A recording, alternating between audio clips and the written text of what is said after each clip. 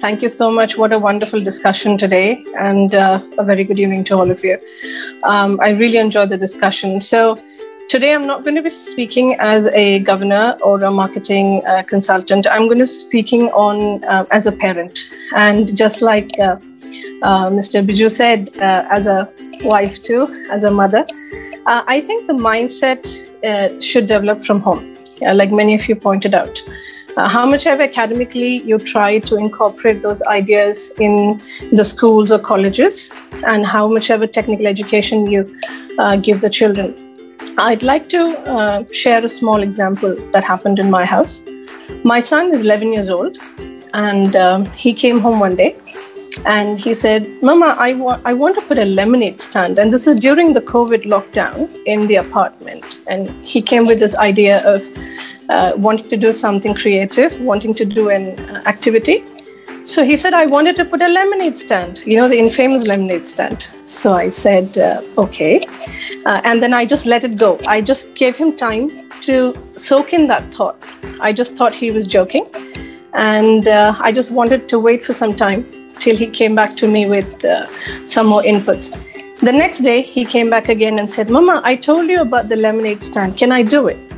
I said, "Well, I'm nobody to say whether you can or shouldn't, but what are you going to do?" And then I started triggering questions. And I think the crux of developing mindset is to be able to have somebody to guide you through the right questions. So I asked him, "How are you going to do the lemonade stand?" So, he stood there and he thought for some time and he said, "I'm going to have a stand." And he had these visuals in his mind. And he said, "I'm going to have a jug with some cold water. And I'm going to have a jug with some normal water. And then I'm going to have some lemons. And I'm going to have some salt and some sweet." And then all the descriptions came. So I waited patiently. I said, "Okay, how many people are you going to, serve the lemonade?" That got him thinking. So it took another 15 minutes for him to count how many apartments were there and how many people were there. And then he worked out. And I said, "So are you going to earn something from this, or is it just for passion?" He said, No, I want to earn money from this." I said, "Okay, then let's work out the cost. How much are you going to charge for a glass of lemonade?" That got him thinking again. So he waited for another half an hour because he's still developing his mathematical, skills. And he said, "Okay, I'm going to sell it for 5 rupees. I said, "Are you sure that 5 rupees is profitable?" He did not understand what the word profit meant. So I had to just be patient and explain to him what profit meant.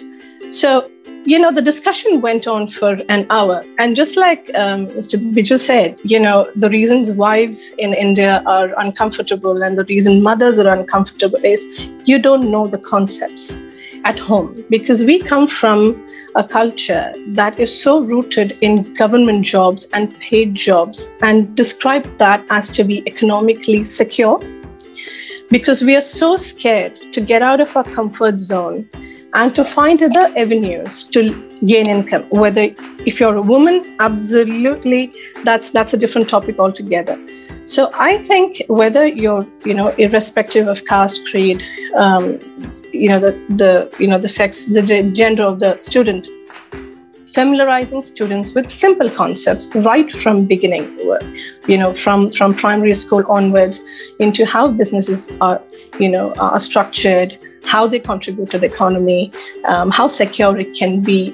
These kind of topics, these kind of small discussions before we get into the big picture would be really helpful, I think. I mean, it definitely has helped my son, and he comes with different concepts in mechanical or, otherwise.